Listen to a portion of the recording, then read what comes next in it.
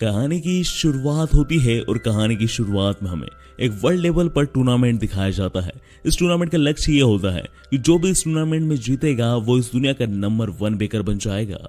इस टूर्नामेंट में हमारी कहानी के एमसी ने भी हिस्सा लिया होता है और उसने जीतने के लिए काफी बड़ी स्वीट की मूर्ति बनाई होती है, जिसकी फिनिशिंग देखकर वहां के सारे बेकर्स हैरान होते हैं और हमारे एमसी से काफी इंप्रेस होते हैं। मूर्ति की फिनिशिंग को देखकर वहां के सारे बेकर्स को ऐसा ही लग रहा था कि इस टूर्नामेंट को विन कर हमारा एमसी ही इस दुनिया का नंबर 1 बेकर बनेगा। पर लगता है ऐसा गॉड नहीं चाहते थे, क्योंकि जब हमारा एमसी अपने टीम के साथ उस स्टेच्यू को सबके सामने प्रेजेंट करने जा रहा था कि उसी दौरान उस मूर्ति का बैलेंस बिगड़ जाता है और उस मूर्ति में से काफी शार्प कैंडी सीधा हमारे एमसी के सिर में आकर घुस जाती है, जिससे हमारे एमसी के सिर से काफी खून निकलने लगता है। कुछ समय में हमारे एमसी को रियलाइज हो जाता है कि अब वो यहाँ पर मरने वाला है। मरते समय हमारा एमसी कहता है कि गॉड बहुत क्रूअल होते हैं, वो अपना सपना बस पूरा करने ही वाला था। यह कहते हुए ही एमसी मर जाता है। एमसी के मरने के बाद हमें एक आवाज सुनाई देती है, मानो वो गॉड की हो, और वो कहते हैं तुम्हारी किस्मत में कुछ और है। गॉड के इन शब्दों के साथ हम देखते हैं कि हमारे एमसी किसी और ही वर्ल्ड में रिइनकार्नेट हो चुका है। इस वर्ल्ड में हमारे एमसी के मॉम एंड डैड उसका नाम पेस्ट्री रखते हैं। पेस्ट्री के जन्म के साथ ही हमारी कहानी आगे बढ़ने लगती है। इसी दौरान हमें यह भी पता चलता है कि पेस्ट्री के डैड 3 विलेज के लीडर हैं, क्योंकि उन्होंने ही इन 3 विलेजेस को बसाया है। उन्होंने बंजर जमीन से उपजाऊ जमीन तक का सफर तय किया है, इसीलिए वहां के सारे विलेजर्स पेस्ट्री के डैड की बहुत ज्यादा रिस्पेक्ट करते हैं और उन्हें अपना लीडर भी मानते हैं। इसी के साथ हमारी कहानी 9 साल आगे बढ़ती है और हम देखते हैं 9 साल बड़े पेस्ट्री को, जो अपने डैड के साथ स्वॉर्ड्समैनशिप की प्रैक्टिस कर रहा होता है। प्रैक्टिस के दौरान भी पेस्ट्री स्वीट्स बनाने के बारे में ही सोच रहा होता है। यानी इस वर्ल्ड में भी पेस्ट्री का सपना यही है कि वो इस वर्ल्ड में भी नंबर 1 बेकर बने। पर इस जगह पर पेस्ट्री हमें यह भी बताता है कि उसके लिए सबसे बड़ी प्रॉब्लम ये है कि उसके पास शुगर नहीं है, क्योंकि वो जहां पर रहता है वहां पर शुगर प्लांटेशन नहीं हो सकता और इस वर्ल्ड में शुगर का प्राइस बहुत ज्यादा है। इसलिए वो इस समय सिर्फ अपने डैड की फार्मिंग में हेल्प कर रहा है, ताकि उनकी फार्मिंग अच्छी हो और वो काफी क्रॉप प्रोड्यूस कर सके, जिसकी मदद से वो शुगर प्लांट्स या फिर शुगर को परचेस कर सके। अब इन सब चीजों की वजह से पेस्ट्री का ध्यान पूरी तरीके से भटक चुका था। इसलिए पेस्ट्री के डैड बिना कोई मौका छोड़े सीधा पेस्ट्री के ऊपर हमला करते हैं और उसकी स्वॉर्ड को दूर फेंक देते हैं। अब इससे पहले कि पेस्ट्री के डैड पेस्ट्री से कुछ कहते, वहां पर सारे फार्मर के वाइस लीडर आ जाते हैं, जिनका नाम फ्यूले है, और वो पेस्ट्री के डैड के काफी अच्छे दोस्त भी हैं। इस जगह पर पेस्ट्री के डैड से फ्यूले कहता है, कैसरोल, मेरे पास एक अच्छी खबर है और एक बुरी खबर। इस पर पेस्ट्री के डैड कहते हैं, अच्छा ठीक है, पहले अच्छी खबर सुनाओ। इस पर फ्यूले कहते हैं कि इस बार हमारी फार्मिंग बहुत अच्छी हुई है, क्योंकि पेस्ट्री ने हमें एक सजेशन दिया था कि हमें लाइम फेंकना चाहिए फसलों के ऊपर, इससे फसल और भी अच्छी होगी। इस जगह पर पेस्ट्री के डैड पेस्ट्री से पूछते हैं कि आखिर तुम्हें ये सब कैसे पता कि कैसे क्रॉप ज्यादा बढ़ेगी। इस चीज पर पेस्ट्री मन में कहता है कि अब मैंने कैसे बताऊं कि मैं एक रिइनकार्नेटेड पर्सन हूं और मैं एक ऐसे वर्ल्ड से बिलोंग करता था जहां पर साइंस हुआ करता था और वहां पर मैजिक एग्जिस्ट नहीं करता था। इसलिए पेस्ट्री ये सब ना बताते हुए अपने डैड से कहता है कि बस मैंने आइडिया लगाया। इन सब के बीच में पेस्ट्री डैड फ्यूले से पूछते हैं, अच्छी खबर तो हो गई, बुरी खबर क्या है। इस पे फ्यूले उन्हें बताता है कि कुछ माफिया उनके विलेजेस को लूटने के इरादे से आगे बढ़ रहे हैं और वो कुछ ही महीनों में हमारे विलेजेस में पहुंचकर हमें लूट लेंगे। इस चीज को सुनकर पेस्ट्री के डैड कैसरोल काफी ज्यादा परेशान हो जाते हैं। इधर पेस्ट्री भी परेशान होने लगता है, क्योंकि हमें पता चलता है कि इस पूरे विलेज में सिर्फ मात्र 30 विलेजर्स जवान हैं और बाकी सब औरतें हैं और बाकी सब बूढ़े हैं। इसलिए इनके पास सिर्फ 30 लोग हैं लड़ने के लिए। इस जगह पर पेस्ट्री हमें बताता है कि इन माफियाओं के समूह में लगभग 100 से ज्यादा लोग होते हैं, इसलिए उनके हारने के चांसेस बहुत ज्यादा हैं। इस जगह पर पेस्ट्री बहुत ही ज्यादा परेशान होने लगता है और वो मन में कहता है, मैं ऐसा नहीं होने दे सकता, मैं अपनी इस जिंदगी को भी बर्बाद नहीं होने दूंगा, मुझे इस दुनिया का नंबर 1 बेकर बनना है। अगर इन माफियाओं ने हमारे विलेजेस को लूट लिया तो मैं अपनी इस जिंदगी में भी अपना लक्ष्य पूरा नहीं कर पाऊंगा, पिछली जिंदगी की तरह। मैं ऐसा नहीं होने दूंगा। पेस्ट्री को इतना ज्यादा सीरियस देखकर फ्यूले कहता है कि आखिर ये इतना छोटा बच्चा है और ये इस चीज को कितने अच्छे से समझ पा रहा है। पेस्ट्री, तुम अपने डैड से भी अच्छे लॉर्ड बन सकते हो। यह कहते हुए फ्यूले के माइंड में एक आइडिया आता है और वो पेस्ट्री के डैड कैसरोल को कहता है, क्यों ना हम पेस्ट्री को अपना ट्रम्प कार्ड यूज करें। पेस्ट्री का ब्रेन लेवल इतना ज़्यादा है तो हो सकता है कि पेस्ट्री का मैजिक लेवल भी बहुत ज़्यादा हो। तो क्यों ना हम पेस्ट्री के मैजिक को अवेकन करवा लें। क्या पता पेस्ट्री का मैजिक अगर ज़्यादा पावरफुल हुआ तो हम पेस्ट्री के मैजिक की हेल्प से ही उन माफियाओं को हरा पाएंगे। अब इस जगह पर पेस्ट्री के डेड के पास भी पेस्ट्री के अलावा कोई ऑप्शन नहीं होता है, इसलिए वो फ्यूले की बात को मान लेते हैं। इसके बाद हम अगले सीन में देखते हैं कि वो दिन आ चुका है जिस दिन पेस्ट्री अपने मैजिक को अवेकन कराने के लिए किंगडम में जाने वाला है। किंगडम में जाने से पहले पेस्ट्री के मॉम एंड उसकी सिस्टर उससे कहती हैं कि अपना ख्याल रखना। इस जगह पर पेस्ट्री के दोस्त भी उसे अलविदा करने आए हुए होते हैं। उस जगह पर पेस्ट्री का दोस्त मार्क पेस्ट्री से कहता है कि काफी मजे करना पेस्ट्री। इस जगह पर पेस्ट्री कहता है हाँ बिल्कुल, मैं वहां जाकर बहुत सारी स्वीट्स खाऊंगा। मार्क कहता है तुम्हारे माइंड में बस स्वीट्स होती हैं क्या। खैर इसके बाद हम देखते हैं कि पेस्ट्री के डैड अपने मैजिक स्पेल की हेल्प से पेस्ट्री और अपने आप को वहां से टेलीपोर्ट कर लेते हैं। इसके बाद हम देखते हैं कि पेस्ट्री एंड पेस्ट्री के डैड किंगडम में आ चुके हैं। घूमने के दौरान पेस्ट्री देखता है कि इस वर्ल्ड में काफी अजीब अजीब तरीका की चीज है जिन्हें उसने आज से पहले नहीं देखा है। इसी बीच उसकी नजर जाती है एप्पल्स के ऊपर और वो हैरान हो जाता है कि इस वर्ल्ड में भी एप्पल्स एग्जिस्ट करते हैं। इस जगह पर पेस्ट्री डैड उसे बताते हैं कि इन्हें बोनका कहते हैं, यानी इस वर्ल्ड में एप्पल्स को बोनका कहा जाता है। इस जगह पर पेस्ट्री डैड उसे यह भी बताते हैं कि बोनका का टेस्ट खट्टा होता है। इस जगह पर पेस्ट्री ये सुनकर तो और भी खुश हो जाता है कि वो खट्टी चीजों से और भी ज्यादा स्वीट्स बना सकता है। इस जगह पर पेस्ट्री को इन्हें खरीदने का मन होता है, पर पेस्ट्री डैड कहते हैं कि ये काफी महंगे हैं पेस्ट्री, बट मैं तुम्हें ये दिला सकता हूँ अगर तुम मैजिक अवेकनिंग में काफी अच्छे तरीके से व्यवहार करोगे और एक शांत बच्चे की तरह रहोगे। इस जगह पर पेस्ट्री उनसे वादा करता है कि वो शांत बच्चा बनकर रहेगा और वो एक अच्छा मैजिक अवेकन करेगा। इसी के साथ हम अगले सीन में देखते हैं कि पेस्ट्री के डैड पेस्ट्री को एक चर्च के पास लेकर आते हैं। इस वर्ल्ड में मैजिक अवेकन सबका चर्च में ही होता है। इस जगह पर चर्च के फादर पेस्ट्री के डैड से पूछते हैं कि आप यहाँ क्यों आए हैं। इस पर पेस्ट्री के डैड कहते हैं कि वो अपने बेटे का मैजिक अवेकन कराना चाहते हैं। इस जगह पर चर्च के फादर बहुत हैरान हो जाते हैं क्योंकि इतनी छोटी सी उम्र में किसी भी बच्चे के लिए मैजिक अवेकनिंग की प्रोसेस काफी कठिन होगी और वो नहीं झेल पाएगा। पर इस जगह पर पेस्ट्री के डैड कहते हैं कि उन्हें अपने बेटे पर पूरा विश्वास है, वो इसे झेल लेगा। अब पेस्ट्री के डैड को इतना कॉन्फिडेंस होता है इसलिए फादर को भी कोई प्रॉब्लम नहीं होती।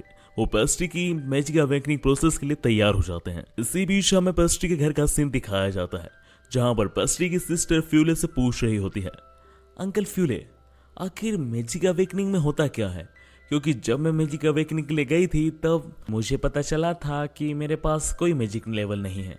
काश ऐसा पेस्ट्री के साथ ना हो क्योंकि डैड को उससे काफी आशा है। इस पर फ्यूले कहता है आप चिंता मत कीजिए मिस लॉर्ड, मुझे पूरा विश्वास है कि पेस्ट्री के पास काफी ज्यादा शक्तिशाली मैजिक होगा क्योंकि मैं उसका मैजिक लेवल महसूस कर सकता हूँ, वो काफी ज्यादा ऊपर का है। फ्यूले के इन शब्दों के साथ हमारा सीन चर्च पे शिफ्ट होता है जहां पर हम देखते हैं कि पेस्ट्री को एक घोर अंधेरे चैम्बर में बंद कर दिया गया है जहां पर उसके हाथ भी बांध दिए गए हैं और उसकी आंखों पे भी पट्टी लगा दी गई है। गाइस असल में पेस्ट्री को ऐसा इसलिए रखा गया है क्योंकि इस वर्ल्ड में हर एक बच्चे का मैजिक इसी के थ्रू अवेकन होता है, क्योंकि हर एक बच्चे को इसी अंधेरे चैम्बर में पूरे 48 घंटे के लिए रखा जाता है। अगर कोई भी बच्चा इस चैम्बर को पूरे 48 घंटे तक संभाल लेता है इसका मतलब उसकी मेंटल लेवल काफी अच्छा है और वो काफी पावरफुल मैजिक को एन्चांट कर सकेगा अपनी मेंटेलिटी से। इसलिए पेस्ट्री को भी इसी अंधेरे चैम्बर में पूरे 48 घंटे के लिए रहना होगा।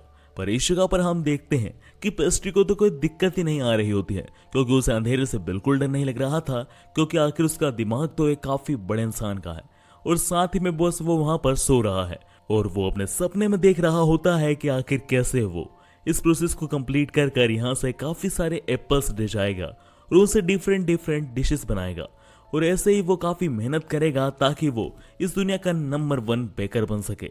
अब इस जगह पर पेस्ट्री अपने प्रीवियस लाइफ की मेंटेलिटी जो कि एक 28 साल के इंसान की है उसकी हेल्प से वो इस प्रोसेस को इजीली पूरे 3 दिनों के लिए संभाल लेता है। 3 दिनों बाद पेस्ट्री के डैड वहां पर आकर पेस्ट्री की आंखों से पट्टी हटाते हैं और पूछते हैं कि आखिर तुम ठीक हो ना बेटे। इस जगह पर तो पेस्ट्री पूरे 3 दिनों से बस सो रहा था और इस दुनिया के नंबर 1 बेकर बनने के सपने देख रहा था, इसलिए उसे कोई फर्क नहीं पड़ा था।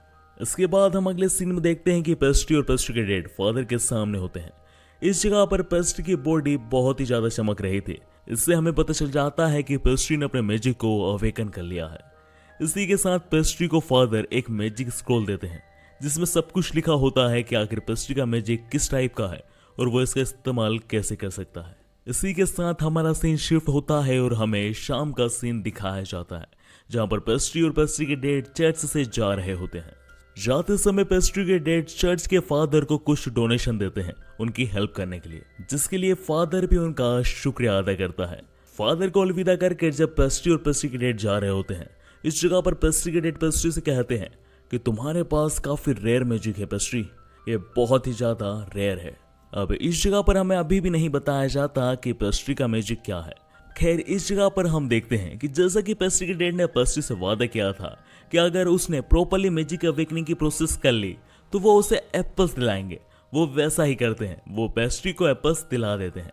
इसी के साथ हमें दूसरी तरफ चर्च का सीन दिखाया जाता है, जहां पर फादर कह रहे होते हैं उस बच्चे के पास बहुत अनोखा मैजिक था, मुझे इसके बारे में किंगडम में रिपोर्ट करनी चाहिए, मुझे पैसे मिलेंगे। फादर के इन्हीं मंसूबों को दिखाते हुए बेकिंग इन अनदर वर्ल्ड का एपिसोड नंबर 1 यहीं पर समाप्त हो जाता है। बेकिंग इन अनदर वर्ल्ड के एपिसोड नंबर 2 की शुरुआत होती है। एपिसोड 2 की शुरुआत में हमें दिखाया जाता है कि कुछ थीफ एक पूरे विलेज को लूट लेते हैं और ये वही थीफ है जिनके बारे में पिछले एपिसोड में पेस्ट्री के डैड को पता चला था। इन्हीं थीफ को दिखाते हुए हमारा सीन पेस्ट्री के विलेज पर जाता है, जहां पर हमें दिखाया जाता है कि पेस्ट्री के विलेज के सारे विलेजर्स वुडन बॉल्स बना रहे थे ताकि इजीली थीफ उनके विलेज में एंटर ना कर पाए। इसी बीच पेस्ट्री के डैड को उनके दोस्त से एक मैसेज मिलता है। उन्हें पता चलता है कि थीव्स ने हाल ही में कुछ ही दूर एक विलेज को लूटा है, जिससे इन्हें पता चल जाता है कि थीव्स काफी तेजी से ट्रेवल कर रहे हैं और उन्हें आने में ज्यादा समय नहीं लगेगा पेस्ट्री के विलेज में। ऐसा लग रहा था कि 1 महीने के अंदर ही वो इस विलेज में एंटर कर जाएंगे। इस जगह पर पेस्ट्री के डैड कैरोल काफी परेशान हो जाते हैं कि आखिर वो थीव्स का क्या करें, क्योंकि वो थीव्स से ऐसे तो नहीं जीत पाएंगे। इसलिए पेस्ट्री के डैड कैरोल पेस्ट्री से कहते हैं कि पेस्ट्री जाओ और बाकी 2 विलेज के लीडर्स को जाकर ये मैसेज दो कि उन्हें मैंने बुलाया है। पेस्ट्री अपने डैड की बात को मानते हुए इन मैसेज को डिलीवर करने के लिए निकल जाता है। रास्ते में पेस्ट्री अपने मन में बोलता है, मुझे कुछ तो करना होगा अपने विलेज के लिए, वरना वो थीप इस विलेज को इजीली डिस्ट्रॉय कर यहाँ से सब कुछ लूट लेंगे। और अगर ऐसा हुआ और इस दौरान अगर मैं फिर से मारा गया तो मेरा फिर से बेकर बनने का सपना ही रह जाएगा और मैं ऐसा होने नहीं दूंगा। मैं इस दुनिया का सबसे बेस्ट बेकर बनकर रहूंगा। इसके बाद हमें नेक्स्ट सीन में बताया जाता है कि पेस्ट्री के डैड कैरोल ने तीनों विलेज की सारी पॉपुलेशंस को एक ही विलेज में शिफ्ट कर दिया है ताकि उनके पास ज्यादा मैन पावर रहे थीफ से लड़ने की। इसी के साथ हम ये भी देखते हैं कि विलेज के जितने भी विलेजर्स होते हैं वो अपने सारे क्रॉप्स, फूड आइटम्स को कुएं में डालकर गाड़ देते हैं ताकि थीफ उन्हें चुरा ना पाए। इसी के साथ हम नेक्स्ट सीन में देखते हैं कि पेस्ट्री के डैड के बेस्ट फ्रेंड फोइल ने कई सारे लोगों को इकट्ठा कर लिया है। इनमें बेसिकली मैन होते हैं जो फाइटिंग करने के लिए सक्षम होते हैं। पर इस जगह पर हम दूर ही पेस्ट्री को देखते हैं जो मन में कह रहा था कि हमारे हारने के चांस काफी ज्यादा है, क्योंकि जितने भी लोग हैं इनमें से सिर्फ 3 लोगों को छोड़कर जो कि पेस्ट्री के डैड के काफी करीबी हैं, इनके अलावा किसी को भी लड़ना नहीं आता है और बाकी के बचे लोगों को लड़ना नहीं आता है। वो बस नॉर्मल फार्मर है, इसलिए हमारे हारने के चांसेस काफी ज्यादा हैं। पेस्ट्री यही सोच रहा होता है कि आखिर वो इतने खतरनाक थीव्स को कैसे हराएंगे कि इसी बीच पेस्ट्री के दोस्त मार्क एंड लीमिया आते हैं और वो पेस्ट्री को रिस्पेक्ट देते हुए कहते हैं, माय लॉर्ड, हमारे लिए क्या ऑर्डर है, हम क्या करें आपकी मदद में। इस जगह पर पेस्ट्री कहता है कि आखिर तुम ऐसे फॉर्मली बिहेव क्यों कर रहे हो। इस जगह पर वो दोनों कहते हैं क्योंकि तुम हमारे लॉर्ड हो। बेसिकली तुम्हारे फादर के लिए हमारे फादर्स एज रिटर्नर काम करते हैं और तुम्हारे फादर के बाद तुम लॉर्ड बनोगे तो तब उस टाइम पर हम तुम्हें सर्व करेंगे, तो बस अभी से प्रैक्टिस कर रहे हैं। पर इस जगह पर पेस्ट्री उनसे कहता है, ये सब करने की कोई जरूरत नहीं है, तुम मेरे बचपन के दोस्त हो। पर हाँ मार्क एंड लीमिया, मुझे तुम्हारी जरूरत है, क्या तुम मेरे लिए एक हेल्प कर सकते हो। इस जगह पर मार्क और लीमिया मान जाते हैं। इसके बाद हम नेक्स्ट सीन में देखते हैं कि मार्क और लीमिया को पेस्ट्री ने काम दिया होता है कि उन्हें ऐसे पत्थर को कलेक्ट करना है जिन्हें वो फेंक के मार सके। पत्थर कलेक्ट करने के दौरान लीमिया मार्क से पूछती है, तुम्हें क्या लगता है कि आखिर पेस्ट्री को कौन सा मैजिक स्पेल या फिर मैजिक इस्तेमाल करना आता होगा। इस जगह पर मार्क लीमिया के सवाल पर जवाब देता है, मुझे नहीं पता क्योंकि पेस्ट्री ने कभी इस बारे में बात नहीं की, पर मुझे इतना पता है कि वो काफी प्रैक्टिस कर रहा है अपने मैजिक स्पेल को एनहांस करने की। इसी बीच मार्क लूमी से कहता है कि मुझे घोड़ों की आवाज आ रही है। इस जगह पर लूमी कहती है, कहां से।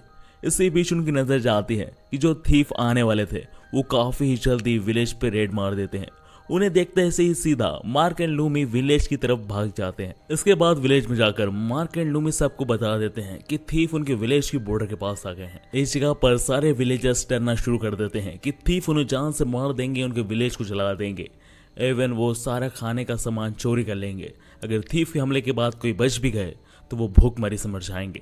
इस जगह पर वो इन्हीं सब चीजों से डर रहे होते हैं कि तभी पेस्ट्री के डैड कैरोल उन सबको मोटिवेशन देने लगते हैं कि अब ये सब सोचने का तो कोई फायदा नहीं है।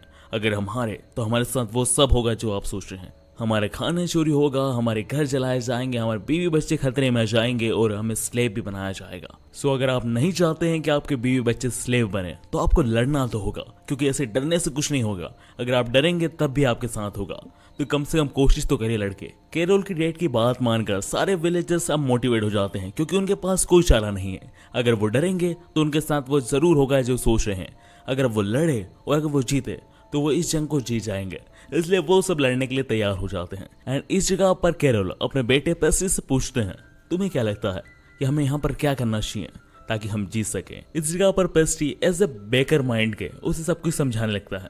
वो कहता है हमें पहले पता करना होगा कि आखिर थीफ की क्वांटिटी कैसे है। वो मन में सोचता है बिल्कुल वैसे ही जिसे हमें पता करना होता है कि बेकिंग करने के टाइम कितना मैदा यूज करना है। इसलिए अगर हमें पता करना है कि आखिर कितने थीफ है तो हमें वहां जाकर देखना होगा, बिल्कुल वैसे ही जैसा मैदा नापा जाता है। और अगर हम इस फाइट को जीतना चाहते हैं, बिल्कुल जैसे ही हमें एक अच्छा केक बनाना है, तो हमें एक्स्ट्रा मैदा हटाना होगा।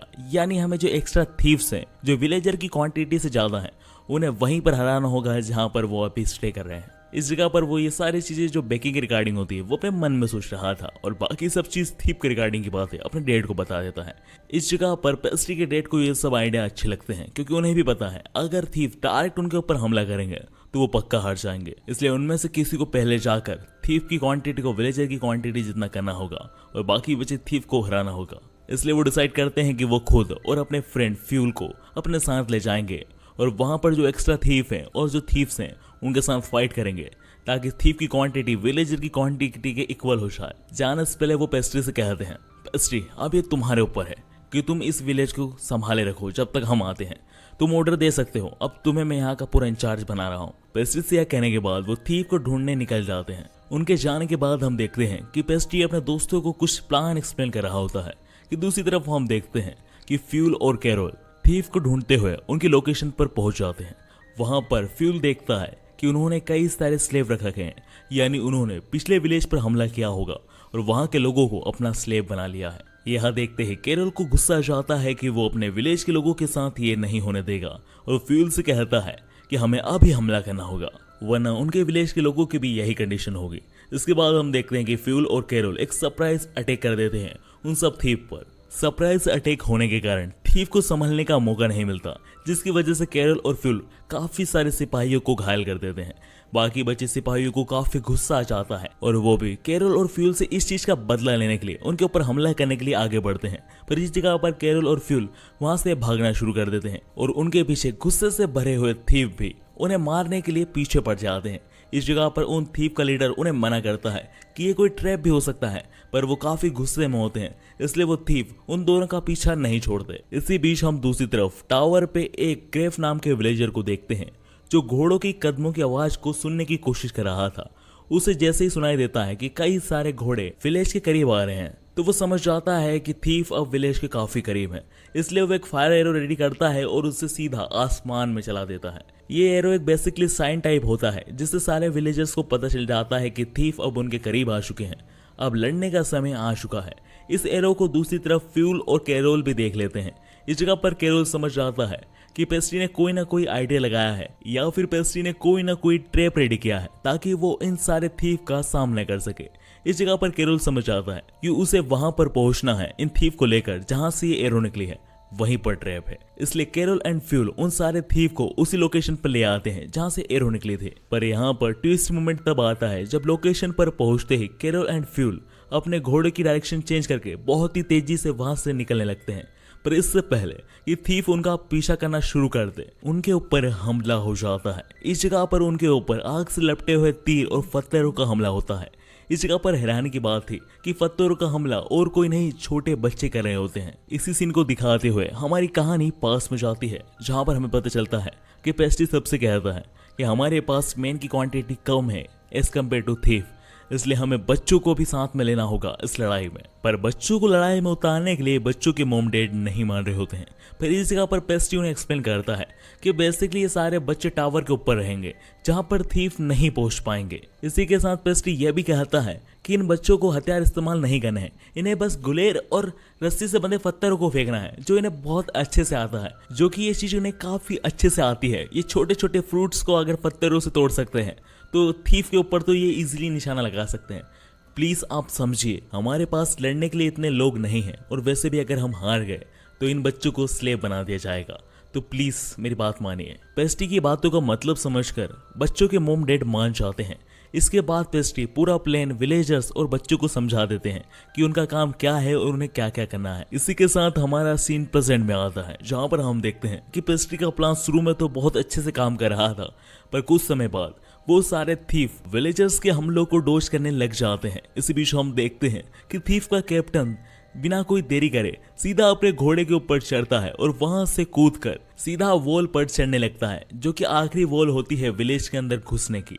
उसे रोकने की कोशिश तो करते हैं कुछ विलेजर्स, पर वो उसे रोक नहीं पाते हैं। थीफ कैप्टन विलेज के अंदर घुसकर बाकी विलेजर्स को मारने लगता है। इधर बाकी थीफ भी उस वॉल के ऊपर से चढ़कर विलेज के अंदर घुस जाते हैं और इस चीज की इन्फॉर्मेशन फ्यूल कैरोल को भी दे देता है। पर इस जगह पर कैरोल काफी चिंतित था, बट वो यहाँ पर कुछ नहीं कर सकता था क्योंकि वो विलेज से काफी दूर होते हैं। इधर हम विलेज में देखते हैं कि थीफ अभी भी पूरी तरीके से विलेज पर कंट्रोल नहीं कर पाए थे, क्योंकि बाकी रिटेनर्स और विलेजर्स काफी ज्यादा मेहनत कर रहे थे इन सारे थीफ को हराने की। इस जगह पर इन थीफ की सबसे बड़ी परेशानी बच्चे बनते जा रहे थे, क्योंकि वो उनके ऊपर फायर से बने हुए पत्थर गिलोर से फेंक रहे थे जो उन्हें काफी ज्यादा चोट दे रहे थे। इसलिए थीफ लीडर डिसाइड करता है कि वो सबसे पहले बच्चों का खात्मा करेगा, इसलिए वो बच्चों की तरफ आगे बढ़ने लगता है। और जैसे ही वो उन बच्चों को देखता है वो सीधा उनमें से एक छोटे से बच्चे पर हमला कर देता है, पर सही समय पर पेस्ट्री वहां आकर उस बच्चे को बचा लेता है। पर इस दौरान पेस्ट्री के हाथों में कंधे के पास तलवार का छोटा सा हमला लग जाता है। इस जगह पर पेस्ट्री उन सबसे कहता है कि जाओ यहाँ से भागो। इस जगह पर जैसे ही पेस्ट्री का ध्यान भटकता है वो थीफ कैप्टन समझ जाता है कि यही इनका लीडर है और सीधा पेस्ट्री को गले से पकड़ लेता है और उसके गले पर तलवार तान देता है। और वो सारे विलेजर्स को वॉर्न करते हुए कहता है, अगर विलेजर्स तुम सब ने सरेंडर नहीं किया तो मैं तुम्हारे इस छोटे लीडर का सर धड़ से अलग कर दूंगा। इस जगह पर विलेजर्स पेस्ट्री की जान को खतरे में देखकर वहीं रुक जाते हैं। इस जगह पर पेस्ट्री भी समझ जाता है अगर ऐसा ही चलता रहा तो वो हार जाएंगे और उसका बेकर बनने का सपना भी यहीं चूर चूर हो जाएगा। इसी बीच उसकी नजर जाती है एक थीफ पर जिसके चेहरे पर आग वाला पत्थर लगा था, जिसकी वजह से उसे बहुत दर्द हो रहा था। और उस थीफ को देखते से ही पेस्ट्री सीरीज में पहली बार मैजिक स्पेल का इस्तेमाल करता है। इस जगह पर वो मन में ही मैजिक स्पेल को रेडी कर एनचांट करता है और इस मैजिक का नाम रेप्लिकेट होता है। जैसे ही पेस्ट्री रेप्लिकेट मैजिक को एनचांट करता है वैसे ही जो दर्द उस थीफ को हो रहा था वो ही दर्द सारे थीफ को होने लगता है। इवन कुछ देर बाद थीफ कैप्टन को भी होने लगता है। इस जगह पर थीफ कैप्टन को समझ नहीं आता आखिर ये क्या हो रहा है। इस जगह पर जैसे वो चिल्लाने लगता है कि आखिर ये मुझे क्यों हो रहा है। इस जगह पर पेस्ट्री उससे कहता है, इस रेप्लिकेट मैजिक कहते हैं, मैंने बेसिकली जो थीफ उस धरती पे पड़ा हुआ है उस थीफ को जितना भी दर्द हो रहा था वो सारा दर्द मैंने रेप्लिकेट कर आप सबके अंदर डाल दिया है। यह बात सुनकर थीफ कैप्टन पेस्ट्री से पूछता है, क्या तुम मैजिशियन हो? ये काफी हाई लेवल मैजिक है। इस जगह पर पेस्ट्री कहता है, नहीं मैं मैजिशियन नहीं हूँ, I am just a baker. जैसे ही पेस्ट्री ये कहता है हम देखते हैं कि थीफ कैप्टन बेहोश हो जाता है दर्द के मारे, क्योंकि उसे उतना ही दर्द हो रहा था जितना दर्द किसी को चेहरे पर आग लगने में होता है। इसी के साथ हम अगले सीन में देखते हैं कि एक विलेजर आकर पेस्ट्री के मॉम को बता देता है कि उन्होंने थीफ को कैप्चर कर लिया है। इस जगह पर पेस्ट्री की मॉम उससे पूछती है कि कैरोल और पेस्ट्री ठीक है ना। इस जगह पर वो बताता है कि कैरोल तो पूरी तरीके से ठीक है, पर पेस्ट्री के हाथ में चोट आई है। इससे पेस्ट्री की मॉम डर जाती है, पर विलेजर उन्हें बताता है कि चोट ज्यादा गहरी नहीं है, बस कंधे के पास थोड़ी लगी है। यह जानकर कि चोट गहरी या फिर जानलेवा नहीं है, पेस्ट्री की मॉम को रिलैक्स फील होता है। इसी के साथ हमारा सीन शिफ्ट होता है और हम अगले सीन में देखते हैं कि विलेजर्स जितने भी पकड़े हुए थीफ होते हैं उन्हें शेल्टर में डाल रहे होते हैं। इसी बीच कैरोल एंड फ्यूल बातें कर रहे होते हैं, आखिर उनका कितना लॉस हुआ है इन थीफ को पकड़ने में। इस पर फ्यूल पेस्ट्री के डैड से कहता है अगर हम इन चोरों को किंगडम के सोल्जर्स के हवाले कर दे तो हमें काफी अच्छा कंपेंसेशन मिल सकता है। इस पर पेस्ट्री के डैड कैरोल कहते हैं हाँ तुम सही हो, वैसे भी हम इन्हें ज्यादा दिन तक पकड़ कर नहीं रख पाएंगे। इसी के साथ हम अगले सीन में देखते हैं कि पेस्ट्री के डैड लीमिया एंड मार्क को गिफ्ट दे रहे होते हैं, उन्हें सम्मानित करने के लिए, क्योंकि उन्होंने लड़ाई के दौरान पेस्ट्री का साथ दिया था। इस जगह पर मार्क को स्वाद दी जाती है, लीमिया को खाने का सामान दिया जाता है और इन तोहफों से वो दोनों काफी खुश होते हैं। इसके बाद हम अगले सीन में देखते हैं कि लीमिया एंड मार्क दिए गए तोहफों को अपने घर ले जाने की कोशिश कर रहे थे, पर इस जगह पर खाने की बोरी काफी ज्यादा भारी होती है और वो बड़ी मुश्किल से ही उसे उठा पा रहे होते हैं। पर जैसे ही उनसे उठ नहीं रही होती है कि तभी वहां पर पेस्ट्री आ जाता है उनका साथ देने के लिए। और पेस्ट्री उनसे कहता है अगर तुम सिर्फ मेरे फ्यूचर में रिटर्नर बनने वाले हो और मेरी हेल्प करने वाले हो कामों में, तो मेरा भी फर्ज बनता है कि इस टाइम पे मैं तुम्हारी हेल्प करूं। इस चीज से मार्क एंड लीमिया को भी काफी अच्छा लगता है। इसी के साथ हम देखते हैं कि जैसे ही मार्क अपने घर पर पहुंचता है, वहां पर मार्क की मॉम बहुत खुश होती है कि वो सेफ है। और जैसे ही लीमिया अपने घर पहुंचती है तो वहां पर लीमिया के ग्रैंडफादर काफी खुश होते हैं लीमिया से कि वो एक लड़की होने के बावजूद भी उनका नाम रोशन करके आई है विलेज में। और इस खुशी में तो लीमिया के ग्रैंडफादर पार्टी ऑर्गेनाइज कर देते हैं और हम देखते हैं लीमिया, मार्क, पेस्ट्री एंड बाकी विलेजर्स काफी एंजॉय करते हैं उस पार्टी में। ये सब देखकर पेस्ट्री काफी खुश होता है कि चलो सब चीज नॉर्मल हो गई है और अब वो आराम से बेकरी कर पाएगा। इस जगह पर वो कहता है कि मुझे अंडे और मैदे का इंतजाम करना होगा ताकि मैं एप्पल पाई बना सकूं। इधर पेस्ट्री काफी खुश था कि सब चीजें नॉर्मल हो चुकी है और वो अपने बेकर बनने के गोल पर ध्यान दे पाएगा। पर दूसरी तरफ मार्क एंड लीमिया के दिमाग में होता है क्या वो काफी बड़े हो चुके हैं क्योंकि उन्होंने विलेज को सेव किया है, इसलिए उनका फर्ज बनता है कि वो जाकर चेक करे कि थीफ कहीं भाग तो नहीं रहे हैं। इसलिए वो दोनों डिसाइड करते हैं कि वो जाकर देखेंगे कि शेल्टर में थीफ क्या कर रहे हैं, क्योंकि उन्हें ऐसा लग रहा है कि वो फ्यूचर में पेस्ट्री के रिटर्नर बनेंगे, तो ये उनका ही फर्ज बनता है कि विलेज को वो सेफ रखें। और इनके इन्हीं शब्दों के साथ हमारा सीन शिफ्ट होता है और हम अगले सीन में देखते हैं जैसे ही वो शेल्टर के पास पहुंचते हैं उन्हें गार्ड्स मना कर देते हैं अंदर जाने के लिए। अब वो उन्हें कहते हैं कि तुम अभी बच्चे हो, तुम अंदर नहीं जा सकते, और यह कहकर उन्हें वहां से भगा देते हैं। पर इस जगह पर उन दोनों को गुस्सा आ जाता है। वो कहते हैं कि हमने इतना कुछ किया है, अभी भी हमें बच्चा समझ रहे हैं। इस जगह पर मार्क लीमिया से कहता है मेरे पास एक आइडिया है, हमें अंदर तो जाना ही है, इसलिए हम एक काम करते हैं कि हम इन सिपाहियों का ध्यान भटका कर अंदर चले जाते हैं। इसके बाद हम अगले सीन में देखते हैं कि मार्क एक पत्थर का इस्तेमाल कर सिपाहियों का ध्यान भटका देता है और वो और लीमिया शेल्टर के अंदर घुस जाते हैं। शेल्टर में जांच पड़ताल करते समय उन्हें चोरों का लीडर दिखता है और वो चोरों का लीडर भी मार्क को और लीमिया को देखता है। इधर उसकी नजर जाती है कि मार्क के पास वही स्वार्ड है जो उसकी स्वार्ड है। इस जगह पर वो मार्क से पूछता है कि आखिर तुम्हें ये स्वार्ड कैसे मिली। इस जगह पर मार्क बड़े ही प्राउड से कहता है ये मैंने जीती है, ये मुझे सम्मान के रूप में मिली है क्योंकि हमने तुम्हें पकड़ाया है। मार्क की बातों से चोरों का लीडर समझ जाता है कि मार्क थोड़ा ओवर कॉन्फिडेंट हो रहा है और वो इस अपॉर्चुनिटी को खोना नहीं चाहता था, इसलिए वो मार्क को मैनिपुलेट करने लगता है। वो कहता है तुम काफी स्ट्रॉन्ग हो, बट पेस्ट्री से मैजिक इस्तेमाल करता आता है, इसलिए वो तुमसे ज्यादा स्ट्रॉन्ग है। इस जगह पर मार्क कहता है हाँ पेस्ट्री के पास मैजिक है। इस जगह पर वो कहता है कि तुम टेंशन मत करो, मैं तुम्हें मैजिक सिखा सकता हूँ। इस पर मार्क पूछता है कैसे। इस पर चोरों का लीडर कहता है कि तुम्हारे पास जो स्वार्ड है वो मेरी ही है, सो मुझे पता है कि इस स्वार्ड में मैजिक स्पेल यूज करने की पावर है। इस पर मार्क एक्साइटेड हो जाता है और वो पूछता है कैसे। इस पर वो कहता है कि तुम इस स्वार्ड को निकालो। इस जगह पर मार्क भी पेस्ट्री की तरह मैजिक स्पेल इस्तेमाल करना चाहता था, इसलिए वो उस चोरों के लीडर की बातें मानने लगता है।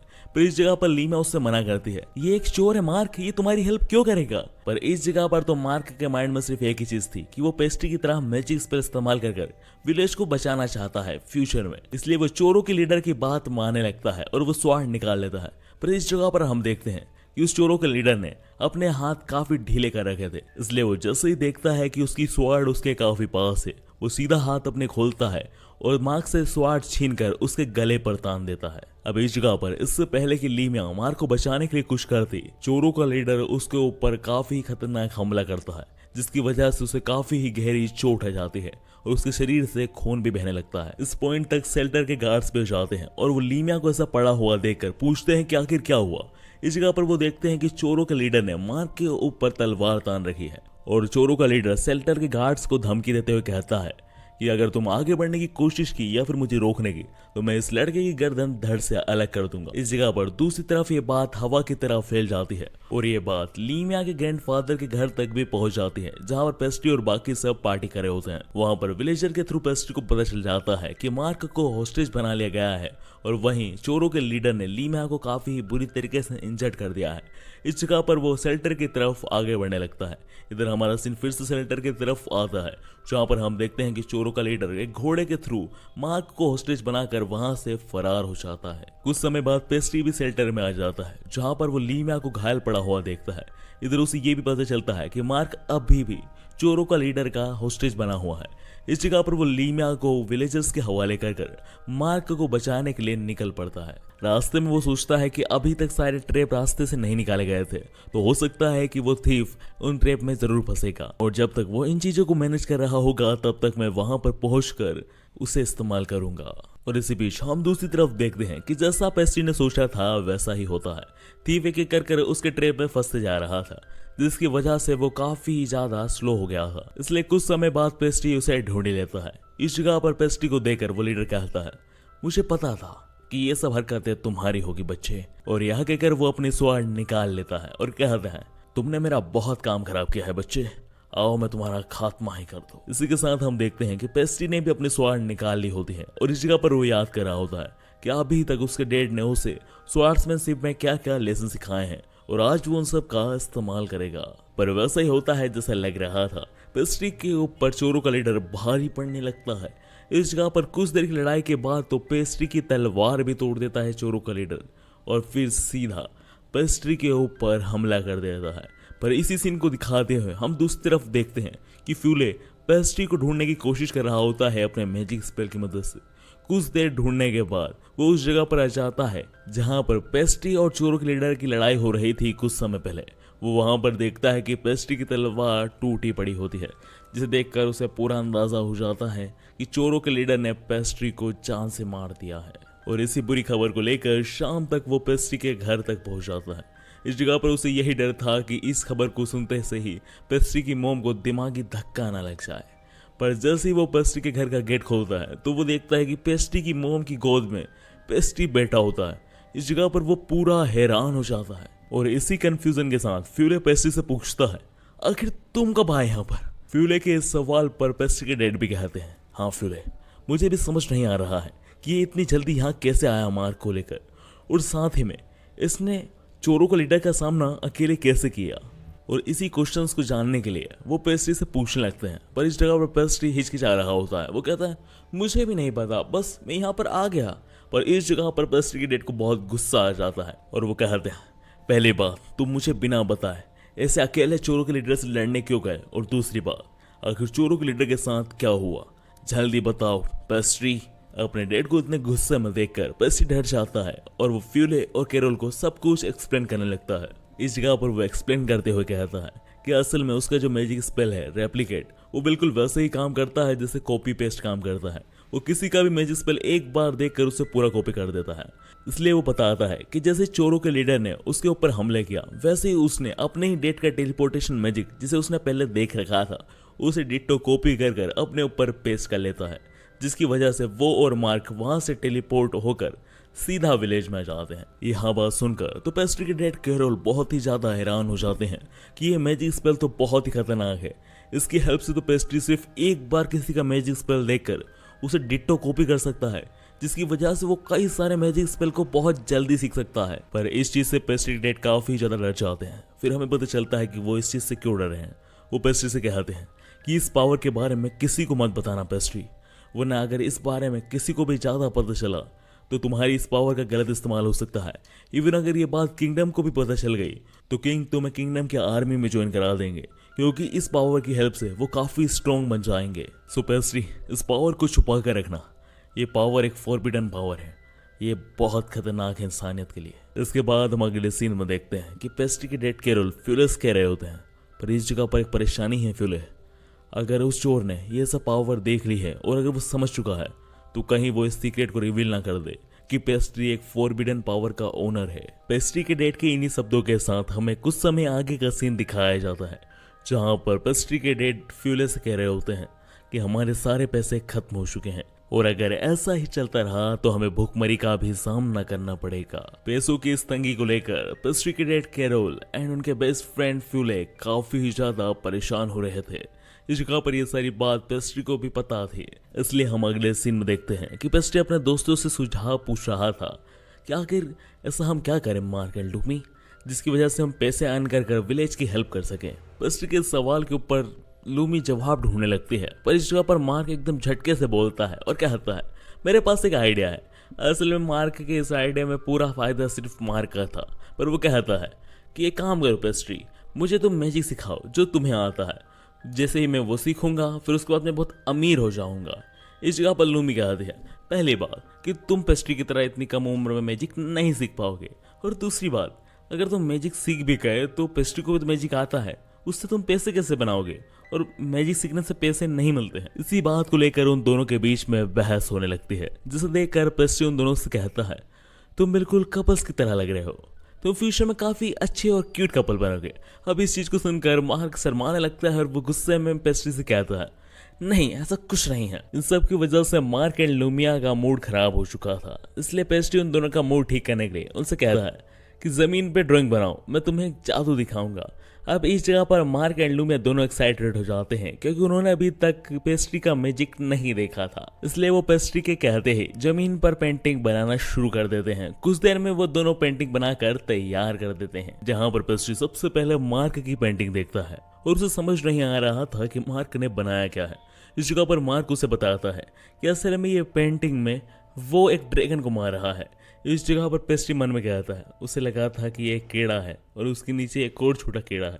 खैर इसके बाद वो जाकर लूमी की पेंटिंग देखता है और लूमी की पेंटिंग देखते से ही समझ जाता है कि लूमी ने एप्पल और एप्पल पाई बनाया है। इस जगह पर लूमी कहती है हाँ ये वही है, पर ये देखकर कि पेस्ट्री को लूमी की पेंटिंग पसंद आ रही है, मार्क को गुस्सा आ जाता है और वो लूमी से कहता है ये कितनी खराब पेंटिंग है, मेरी पेंटिंग कितनी कूल है। इस जगह पर इनकी फिर से बहस होने लगती है, पर पेस्ट्री उनसे कहता है बहस मत करो, अब मैं तुम्हें जादू दिखाने वाला हूँ। इसके बाद वो यह कहते से ही अपने मैजिक स्पेल को रेडी करता है, जिससे काफी ही ज्यादा रोशनी आने लगती है और कुछ देर में ये रोशनी मार्क एंड लूमी के हाथों से भी आने लगती है।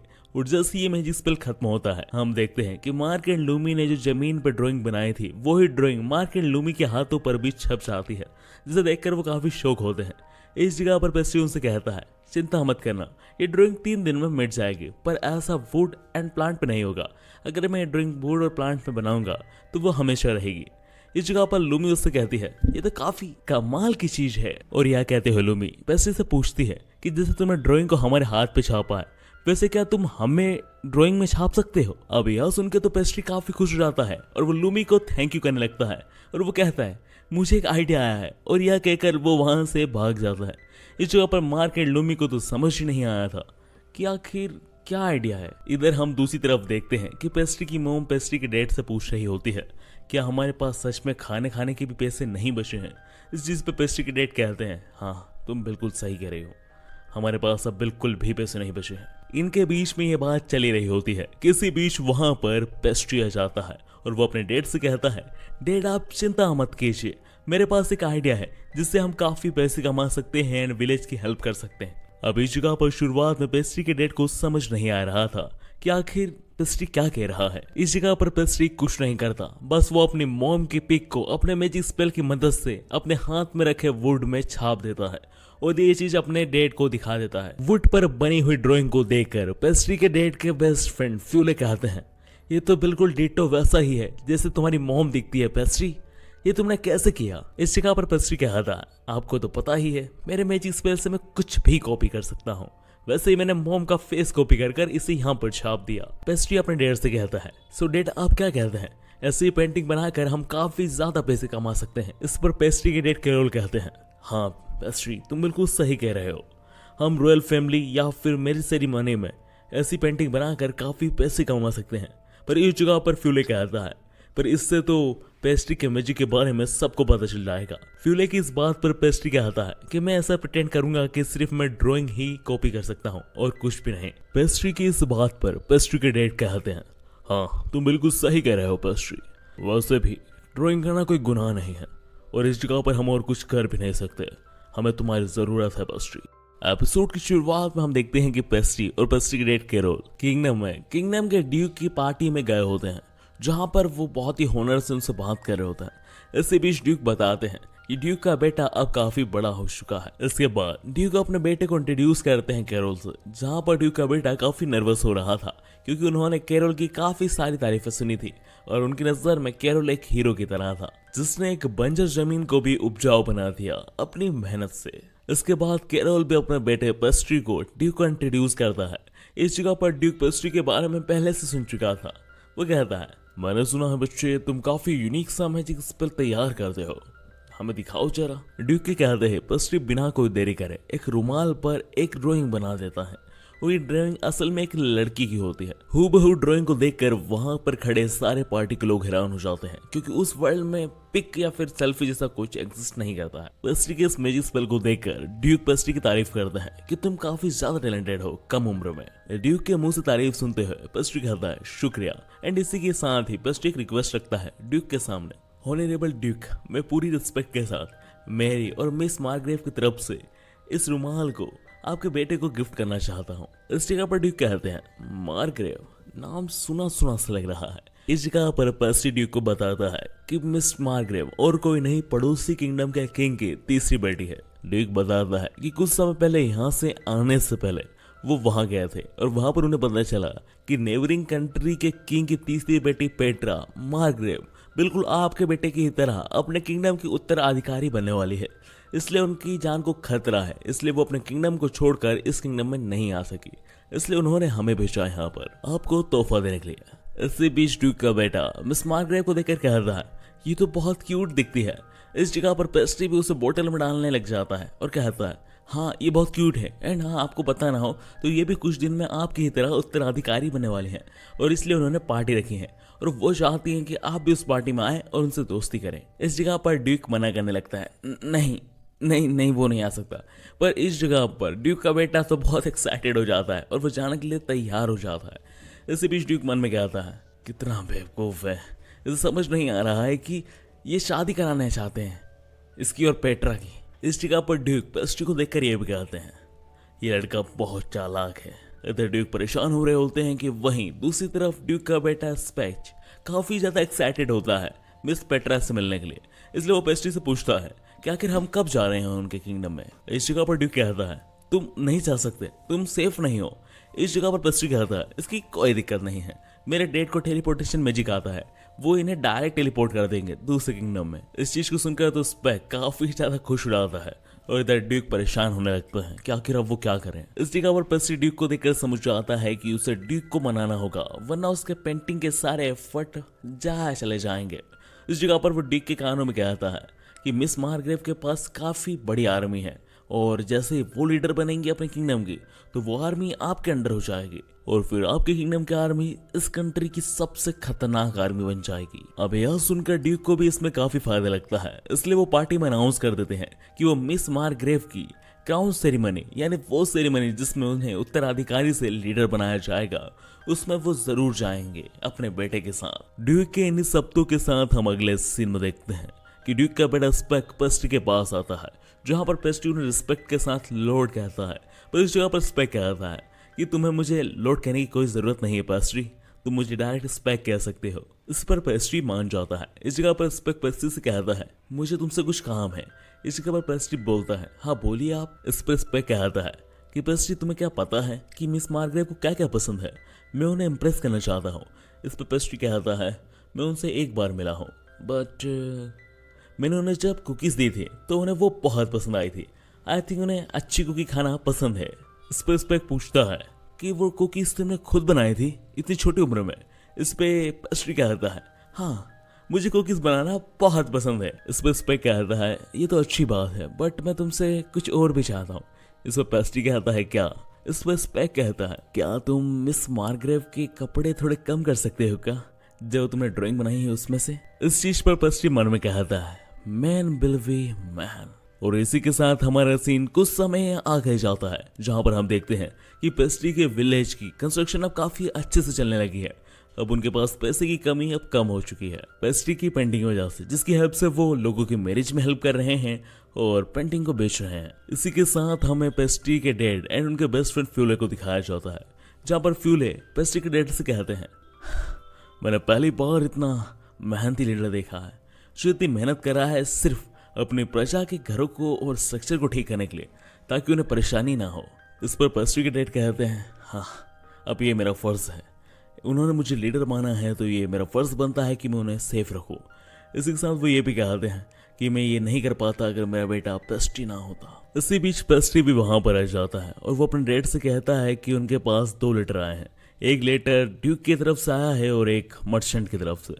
जब पेस्ट्री के डैड ड्यूक का लेटर पढ़ते हैं तो उन्हें पता चलता है कि उन्होंने कुछ समय पहले पेस्ट्री की मदद से ड्यूक के बेटे स्पेक and lady miss Margrave Petra की शादी के लिए जो अप्रोच किया था वो उन्होंने स्वीकार कर लिया है। एंड इवन स्पेक एंड मारग्रेव के बीच में एंगेजमेंट भी हो चुकी है, पर वो इस चीज को ऑफिशियली अभी डिक्लेयर नहीं कर सकते क्योंकि मारग्रेव की जान को बहुत खतरा है, क्योंकि वो ही अगली किंगडम की लीडर बनने वाली है। इसी के साथ पेस्ट्री के डैड ये भी कहते हैं कि उन्हें 30 गोल्ड कॉइन मिले हैं क्योंकि पेस्ट्री की ड्राइंग की वजह से ही ये एंगेजमेंट हो पाई है। इस चीज से फ्यूले एंड पेस्ट्री काफी खुश होते हैं क्योंकि इसकी वजह से विलेज की कंस्ट्रक्शन में उनकी हेल्प हो पाएगी। इतना ही नहीं, पेस्ट्री के डैड उन्हें ये भी बताते हैं कि उन्हें 20K गोल्ड कॉइन का एक ऑफर आया है। इस जगह पर वो कहते हैं कि उन्हें इस ऑफर को लेने के लिए मिस मारग्रेव को क्राउन सेरेमनी यानी लीडर बनने तक सेफ रखना होगा, क्योंकि इस समय मिस मारग्रेव के ऊपर काफी बड़ा खतरा है क्योंकि सारे किंगडम के लोग उन्हें मारना चाहते हैं। कोई भी नहीं चाहता कि 2 किंगडम ऐसे पार्टनर बन जाए, क्योंकि ऐसा होगा तो वो किंगडम बहुत पावरफुल हो जाएंगे। इसलिए सब चाहेंगे कि मिस मारग्रेव को मार दिया जाए। इस जगह पर पेस्ट्री के डैड को फ्यूले कहता है, नहीं हमें इतने बड़े रिस्क पर नहीं पड़ना चाहिए। इस जगह पर पेस्ट्री के डैड कहता है, नहीं फ्यूले हमें करना होगा। अगर हमने मिस मारग्रेव की इस समय हेल्प कर दी और अगर हम उन्हें सुरक्षित रखने में सफल हो गए तो मिस मारग्रेव हमारे इस एहसान को भूलेंगे नहीं और हम कभी भी इस किंगडम के लीडर से कुछ भी हेल्प मांग पाएंगे और इस चीज से हम डायरेक्ट किंगडम के लीडर से कनेक्शन बना पाएंगे। इसलिए हमें ये करना ही होगा।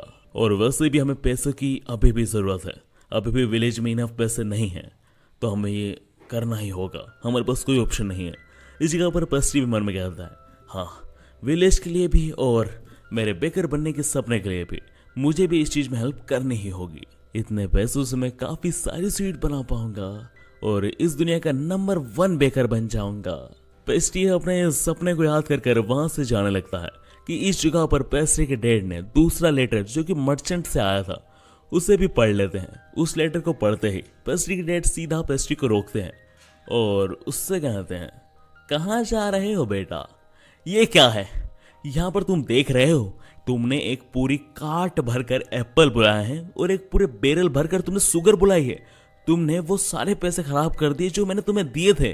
तुम सच में बेकिंग को लेकर पूरे पागल हो पेस्ट्री। और यह कहकर पेस्ट्री के डैड सीधा पेस्ट्री के सिर पर एक टपली मार देते हैं। पेस्ट्री की इसी पिटाई के साथ हमारा सीन शिफ्ट होता है और हम देखते हैं कि वो दिन आ चुका था जिस दिन से मिस मारग्रेव को लीडर बनने तक प्रोटेक्ट करके रखना था पेस्ट्री एंड पेस्ट्री के डैड को। और वहां पर हम देखते हैं कि पेस्ट्री के डैड को मिस मारग्रेव के डैड शुक्रिया अदा कर रहे होते हैं उनकी मदद करने के लिए। इसके बाद हम देखते हैं कि पेस्ट्री मिस मारग्रेव के पास ही बैठेगा ताकि वो अंदर से मिस मारग्रेव को सेफ रख सके। इसके बाद हम देखते हैं कि जैसे पेस्ट्री कार्ट में बैठने वाला होता है उससे पहले मिस मारग्रेव बहुत ही रिस्पेक्टफुली शुक्रिया अदा करती है उनकी हेल्प करने के लिए। पर इस जगह पर उनकी बहन जो उनके साइड में बैठी हुई होती है लीको, वो पेस्ट्री से बिल्कुल भी बात करना नहीं चाहती थी। इवन जब पेस्ट्री सामने से हेलो करता है तो वो बिल्कुल नॉन इंटरेस्टेडली रफली हेलो कर देती है। इस चीज पर मिस मारग्रेव पेस्ट्री से माफी मांगती हैं और कहती हैं कि लीगो के इस व्यवहार के लिए मैं तुमसे माफी मांगती हूँ पेस्ट्री। वो थोड़ी ऐसे ही स्वभाव की है, वो कम ही बोलना पसंद करती है। इसी के साथ हमें नेक्स्ट सीन में दिखाया जाता है कि वो सब अपने सफर शुरू कर देते हैं। इसी बीच हम देखते हैं कि कुछ लोग जो मुंह पे मास्क लगा कर रखे होते हैं वो सब इनको देख रहे होते हैं दूर से। इन्हें देखकर हमें अंदाजा लग जाता है कि ये सब मिस मारग्रेव को मारने के लिए ही आए हैं। इसी के साथ हमारा कुछ समय बीत जाता है और हमें अगले सीन में दिखाया जाता है कि मिस मारग्रेव और बाकी सब अपने डेस्टिनेशन पर पहुंच चुके हैं, जहां पर वो एक चेंबर के पास आए होते हैं जहां पर मिस मारग्रेव को रखा जाएगा जब तक वो लीडर नहीं बन जाती। पर इस जगह पर जैसे ही वो वहां पर पहुंचते हैं उनके ऊपर वही लोग हमला कर देते हैं जो इनका पीछा कर रहे थे। इन हमलावरों को पेस्ट्री के डैड रोकने लगते हैं और वो काफी हद तक सफल भी हो जाते हैं। पर इनमें से एक हमलावर कार्ड के पास पहुंच जाता है और वो मिस मार्ग्रेव के काफी पास होता है। वो कार्ड का गेट खोलता है और सीधा मिस मार्ग्रेव को मारने के लिए हमला करता है, पर पेस्ट्री अपने स्वार्थ से उस हमले को रोक लेता है। पेस्ट्री को इतनी कम उम्र में इतना निडर देखकर लीको भी पेस्ट्री को काफी गौर से देखने लगती है। इधर पेस्ट्री एक हमलावर को रोक रहा होता है कि तभी एक और हमलावर पेस्ट्री के ऊपर हमला कर देता है, पर उस जगह पर पेस्ट्री के डेड आकर पेस्ट्री को बचा लेते हैं। अब इस जगह पर पेस्ट्री के डेड एंड मिस मार्ग्रेव के डेड उन हमलावरों पर भारी पड़ने लगते हैं, इसलिए वो हमलावर वहां से भाग जाते हैं। अब इस हमले को देखकर मिस मार्ग्रेव एंड उनकी बहन काफी ज्यादा डर जाती है, पर इस जगह पर पेस्ट्री उन्हें समझाते हुए कहता है, जैसा आपने अभी देखा वैसा ही होगा, हम आपको हमेशा सेफ रखेंगे मिस मार्ग्रेव एंड मिस लीको। पेस्ट्री के इन शब्दों के साथ हम अगले सीन में देखते हैं कि वो सब लोग मिस मार्ग्रेव को लेकर एक सीक्रेट चेंबर में जा रहे होते हैं, जहां पर मिस मार्ग्रेव को तब तक के लिए सेफ रखा जाएगा जब तक वो लीडर ना बन जाए। इस चेंबर में काफी अंधेरा होता है, इसलिए मिस ली को डर रही होती है कि कहीं उनके ऊपर कोई हमला ना कर दे, पर इस जगह पर पेस्ट्री उनका हाथ पकड़ता है और उनसे कहता है, आप मेरे साथ बिल्कुल सेफ है मिस लीको। पेस्ट्री की इन बातों को सुनकर लीको शर्माने लगती है और इसी सीन को दिखाते हुए बेकर इन अनदर वर्ल्ड का एपिसोड नंबर 5 भी समाप्त हो जाता है। इस एपिसोड के साथ हमारी यहीं पर वीडियो भी समाप्त हो जाती है, बट गाइस चिंता मत कीजिए, मैंने इसके आगे के एपिसोड सेकंड चैनल पर डालना शुरू कर दिया है। ड्यू टू कॉपीराइट रीजन मैं पूरी एनिमे को एक वीडियो में कवर नहीं कर पा रहा था, इसलिए मैंने सेकंड चैनल बना लिया जहां पर मैं बचे हुए एपिसोड्स को डाल दे करूंगा ताकि कॉपीराइट का भी डर ना रहे। सो गाइस कमेंट सेक्शन के टॉप पर ही आपको लिंक मिल जाएगा, जहां से जाकर आप उस चैनल पर वीडियो देख सकते हैं। गाइस आप वहां पर चैनल भी सब्सक्राइब कर सकते हैं, क्योंकि मैं वहां पर और भी एनिमे के पार्ट्स डाला करूंगा। सो गाइस जाइए और उस चैनल को सपोर्ट कीजिए, क्योंकि वो चैनल मैंने सिर्फ आपके लिए बनाया है। न्यू चैनल है तो यूट्यूब उसके इंप्रेशन बिल्कुल भी नहीं भेज रहा है, तो जाइए और सपोर्ट कीजिए उसको।